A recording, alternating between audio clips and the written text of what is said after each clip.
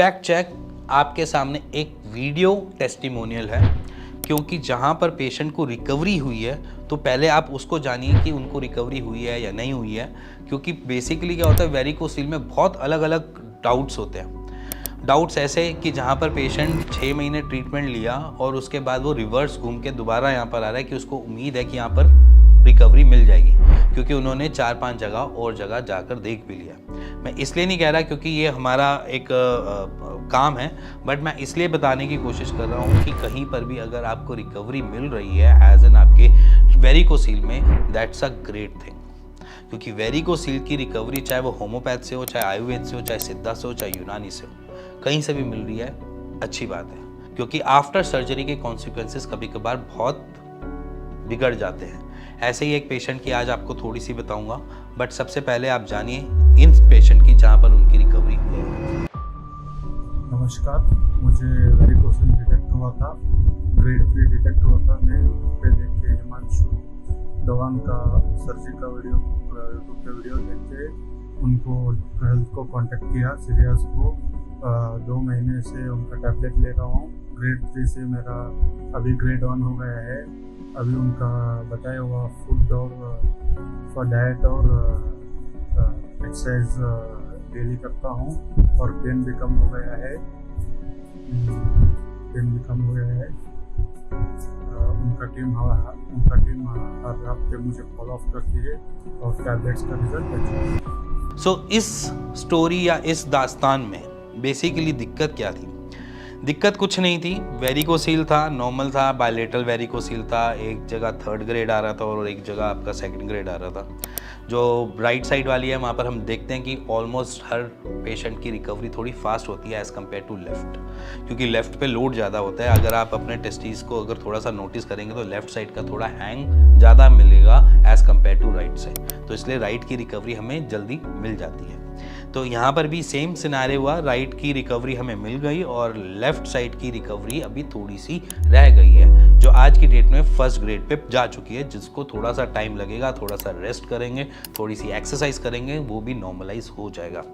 इस पूरी रिकवरी के प्रोसेस में अगर देखी जाए तो एक बात हमेशा याद रखना, एज एन अगर आप पेशेंट हो या एज एन अगर आप कुछ भी नहीं समझते फिर भी आप सिर्फ एक वेरिकोसील के कंसर्न से वीडियो देखते हो तब भी, कि बेसिकली अगर वेरिकोसील या कुछ भी ऐसी चीज़ें होती हैं वहाँ पर मेडिसिनल का रोल सिर्फ और सिर्फ 50% ही है। उसके अलावा आपकी लाइफस्टाइल चेंजेस मैटर करती है।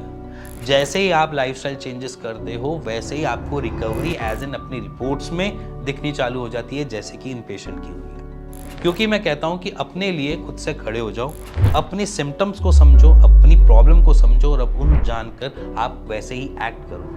अगर मैं बोलूँ कि अगर आपको टेस्टीज में दर्द हो रहा है और आप टेस्टीज में दर्द लेकर हमेशा घूम रहे हो और ऐसे कह रहे हो कि चलो कोई बात नहीं, ये तो होता रहता है, और आप अपने डे टू डे की रूटीन कर रहे हो जहाँ पर वजन भी उठा रहे हो, सारी चीज़ें कर रहे हो, बट वो सारी चीज़ें आपको प्रॉब्लम में क्रिएट कर देंगी। और रही बात इसके बाद की सर्जरी के कॉन्सिक्वेंसेस, ऐसे ही हमारी एक परसों एक नॉर्मल कॉल हुई थी जहाँ पर पेशेंट पहले आया था और वो डॉक्टर विनय से मिला हमारे यहाँ पे, और उनके बाद डॉक्टर विनय से मेरी एक नॉर्मल कन्वर्सेशन हुई जहाँ पर उनको सर्जरी हुई, और जिन डॉक्टर ने करी उन्होंने सर्जरी नॉर्मली करी, सही करी उनके हिसाब से। But over the time period उनको आज की डेट में वेरिकोसील तो फिर से मिला, जहाँ पर रियकरिंग की एक सिचुएशन कह देते हैं, रियकरिंग साइड बाय साइड आज की डेट में उनके टेस्टिस एट्रोफिड है, मतलब कि उनके टेस्टिस का साइज धीरे धीरे और छोटा होता जा रहा है। अब इस मोमेंट पे सबसे पहले अगर मैं यहाँ पर बात करूँ तो सबसे पहला डरावना चीज़ यही है कि आप हमारे हार्मोनल चेंजेस करेंगे, क्योंकि जब हमारे टेस्टिस हमारे टेस्टोस्टेरोन हार्मोन को ढंग से नहीं बनाएंगे तो हमारी बॉडी भी मैनली फील नहीं करेगी और हमारी बॉडी में हार्मोन्स चेंज होंगे, जिसमें मैं कभी रोऊंगा, कभी सैड होऊंगा, कभी बहुत ज़्यादा परेशान होऊंगा, कभी मरने का मन करेगा और कभी मैं डिप्रेस्ड होऊंगा।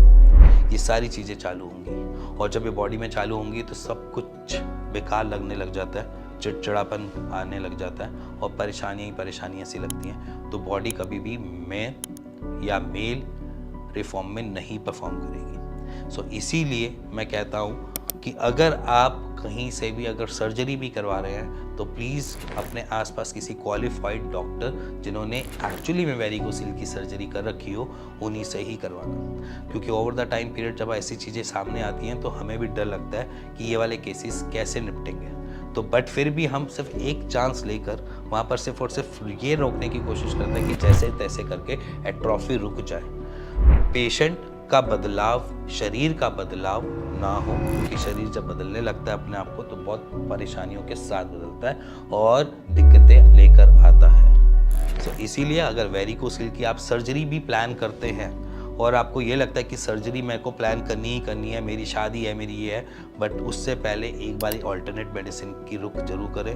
अगर आपको नहीं मन कर रहा है कि मेरे को नहीं खानी दवाई, नहीं देना टाइम, तो ये इट्स अप टू यू। और अगर आप सर्जरी प्लान कर रहे हैं तो प्लीज़ एक ऐसे डॉक्टर से ज़रूर बात कीजिए जिसने पहले ऑलरेडी वेरिकोसील की सर्जरी कर रखी हो, क्योंकि बहुत सारे पेशेंट्स परेशान हैं इसी बात को लेकर कि उनकी सर्जरी गलत हुई है। बट मैं यहाँ पर आपको यही सेम चीज़ बताने की कोशिश कर रहा हूँ कि सर्जरी अगर आप प्लान कर भी रहे हैं तो आप पैनिक सिचुएशन में एकदम से प्लान ना करिए। सबसे पहले जानिए कि आपकी स्पर्म काउंट क्या आ रहा है, आपके पुरानी टेस्ट की रिपोर्ट्स कितनी सेटल चल रही हैं, या जो आपको फर्टाइल बना कर रखेंगी वो कितनी सेटल चल रही है। अगर वो सेटल चल रही है और सिर्फ एक पेन की वजह से आप एक सर्जरी की जगह पे जा रहे हैं तो प्लीज़ थोड़ा सा काम रखिए अपने आप को। क्या पता उसका सॉल्यूशन किसी और एंगल से मिल जाए, बट मिल जाएगा। बट अगर आपकी रिपोर्ट्स में कोई भी दिक्कत नहीं देखी जा रही एज इन स्पर्म काउंट के इश्यूज़ या कुछ भी ऐसे, तो एकदम से आप सर्जरी मत करवाइए, क्योंकि परेशानी बढ़ सकती है आफ्टर सर्जरी। तो इसीलिए मैं आपसे सिर्फ और सिर्फ एक गुजारिश ही कर सकता हूँ इस बारे में कि अगर आप वेरिकोसील के पेशेंट हो तो प्लीज़ पैनिक और परेशान मत होना। थोड़ा सा टाइम दो, जहाँ से भी ट्रीटमेंट ले रहे हो आप, चाहे आप होम्योपैथ ले रहे हो, कहीं से भी ले रहे हो, आपको मैं वहाँ पर आपकी ट्रीटमेंट के ऊपर नहीं, बट एक बारी डॉक्टर से मिलिए, बात कीजिए। अगर आपके सिम्टम्स काम डाउन हो रहे हैं, आपके स्पर्म काउंट बढ़ रहे हैं, तो प्लीज़ उसको छोड़ना मत, क्योंकि टाइम लगता है वेरिकोसील में। बस इतना ही कहना चाहता हूँ आज की इस वीडियो में। इसी के साथ मिलेंगे नेक्स्ट वीडियो के लिए, तब तक स्टे ट्यून दिस चैनल।